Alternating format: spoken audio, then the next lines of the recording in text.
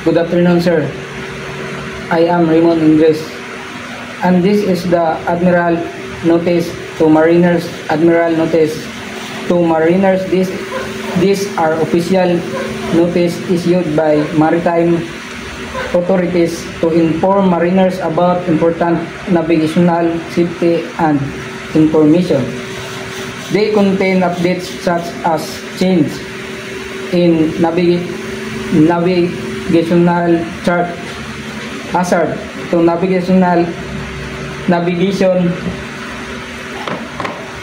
new or changed regulations affecting navigation, and other relevant information that could affect the safety of ships and its seas.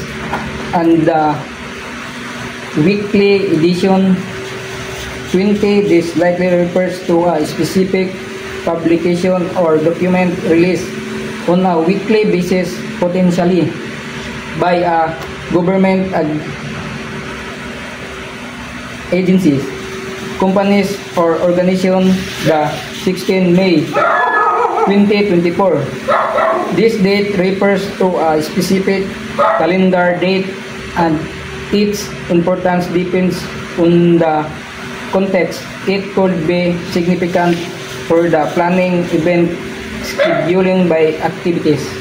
Making admiral charts affected by the publication, the public publication list. It means updates have been made to related documents like sailing directions or the tables.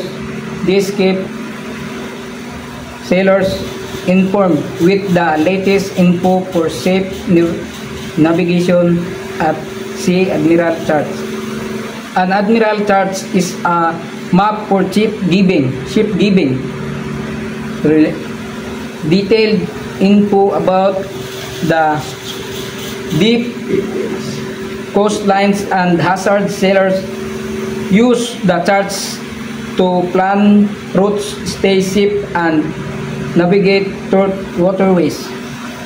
The purpose of Admiral Chart 410 titled West Indies, Cuba, Northwest Coast, Bahia del Marel, and approach is to provide detailed navigational information for mariners navigating the Bahia del Mariel area in approach along the northwest coast of Cuba. Admiral charts and publication to be published, and Admiral charts to be published May 30, 2024. Admiral charts and publication to be published. This section likely indicates a schedule or plan for upcoming release of navigational charts and associated publication by the Admiral charts to be published May 2024. This specific date May 30, 2024. For the release of new editions of Admiral charts,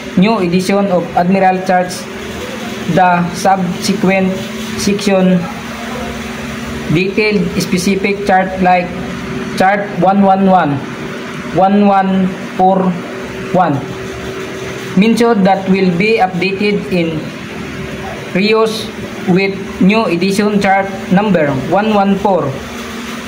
Malaysia approach to Puhan, Suai, Udang, and Melaka. It covers the area around the Puhan, Suai, Udang, and Melaka in Malaysia. The update includes revisions to this submarine cables, harbors, limit, restricted and proposed area, encourage areas, legend, and aids to navigate. Admiral chart in publication now published and available. This section indicates that the mentioned Admiral charts and publication are now officially released and accessible for use by mariners and other relevant users. New editions of Admiral Change published May 16, 2024.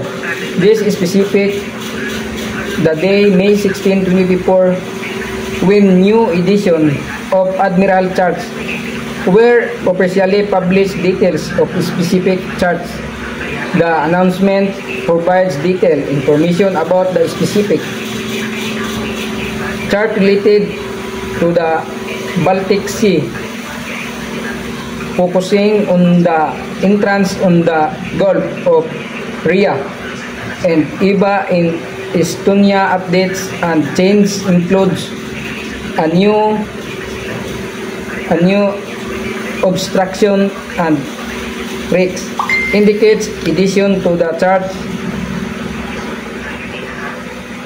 detailing new hazards or obstacle in the specific area. Change to deep chart reference system, and by publishing update with new information on rocks, obstruction, and change to deep.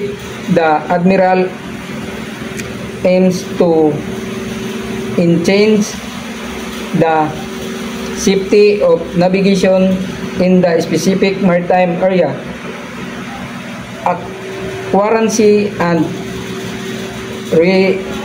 reliability updating.